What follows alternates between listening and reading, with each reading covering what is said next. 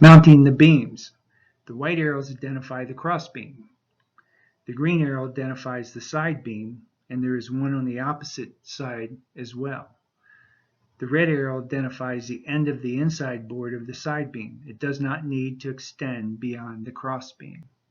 The dark blue arrow identifies a temporary 2x4 used to assist in setting and leveling each joist and to ensure the side beams maintain 16 feet across while setting each joist.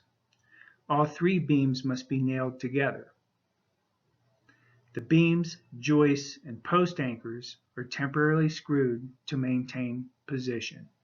Keep in mind the post anchors will need to be adjusted after all the joists are set to ensure the deck slopes slightly downward away from the house.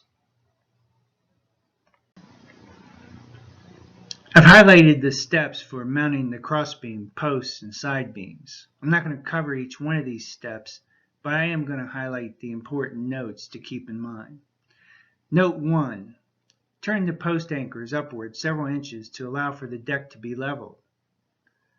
Note 2. Measure the string or temporary 2x4 to each post anchor and subtract the joist and beam size from this measurement to get the post length. Note 3. The inside board of the side beams can be cut to fit on top of the crossbeam. They do not need to extend to the end of the deck.